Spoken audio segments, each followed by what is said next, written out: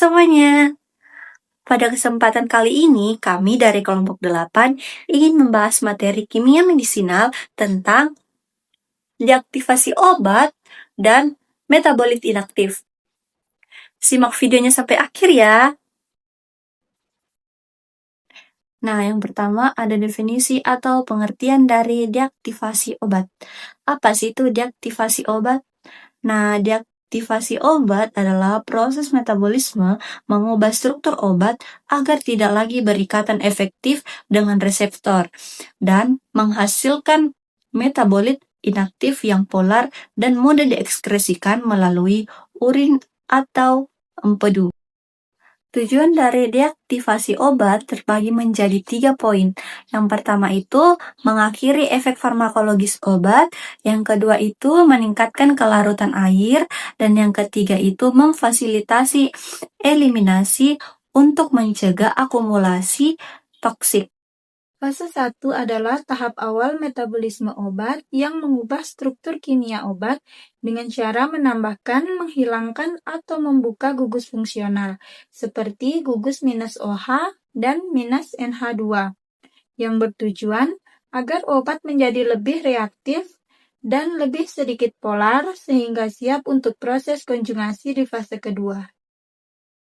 Jenis-jenis transformasi fungsional meliputi lokasi dan enzim. Lokasi yang terjadi terutama di hati, khususnya retikulum endoplasmik. Enzim utama, sitokrom P450 atau CYP450, berfungsi untuk menambahkan atau membuka gugus polar seperti gugus -OH atau -NH2. Yang kedua, jenis reaksi utama. Reaksi yang terjadi meliputi reaksi oksidasi, contohnya hidroksilasi, dealkilasi, dan epoksidasi. Reaksi yang paling sering terjadi dalam fase 1. Kemudian, reaksi reduksi. Contoh reaksi reduksi nitro, azokarbonil, dan dehalogenasi. Reaksi hidrolisis. Reaksi yang memecah ester atau amida, contohnya kokain menjadi benzoil cegonin. Ya, dan yang ketiga adalah hasil akhir. Hasil akhir metabolit menjadi lebih polar, lebih reaktif, atau lebih siap dikonjugasi. Sering masih aktif sehingga perlu proses kedua untuk dinonaktifkan. Selanjutnya yaitu fase kedua, reaksi konjugasi.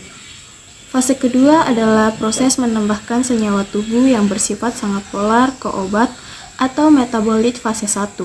Tujuannya menonaktifkan obat dan membuatnya lebih larut air agar mudah dibuang lewat urin atau empedu. Jenis-jenis reaksi fase 2 disederhanakan meliputi yang pertama, glukuronidasi paling umum. Menggabungkan obat dengan asam glukuronat terjadi pada gugus OH, COOH, dan NH2.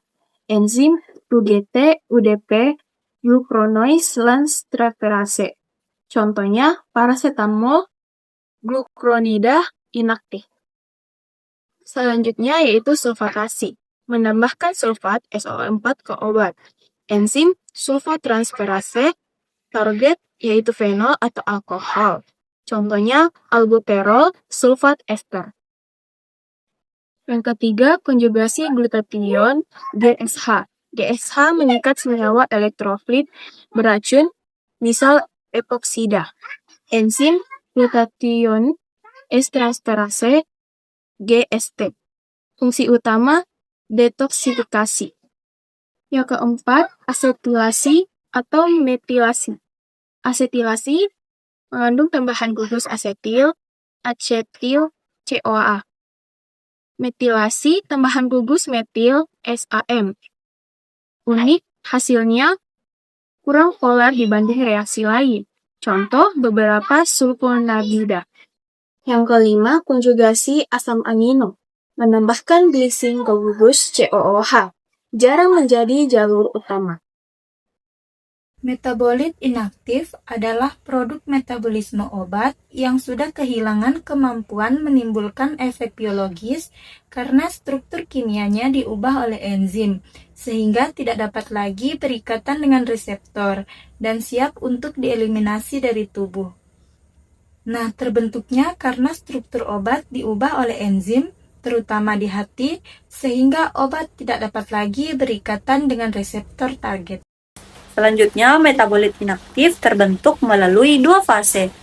Fase yang pertama yaitu reaksi fase 1 seperti oksidasi, reduksi, dan hidrolisis. Sedangkan yang kedua itu reaksi fase 2 atau konjugasi seperti glucuronidasi dan sulfatasi yang umumnya langsung menghasilkan metabolit yang siap diekskresikan. Jadi kesimpulan dari materi ini adalah deaktivasi obat terjadi melalui dua fase metabolisme utama. Fase 1 memodifikasi struktur obat agar lebih efektif atau polar. Sementara fase 2 mengkonjugasi obat sehingga menjadi lebih reaktif dan sangat mudah diekskresikan. Hasil akhirnya adalah metabolit inaktif yang tidak lagi memiliki efek farmakologis. Nah, itulah paparan materi dari kelompok saya. Kurang lebihnya mohon dimaafkan. Assalamualaikum warahmatullahi wabarakatuh. Bye.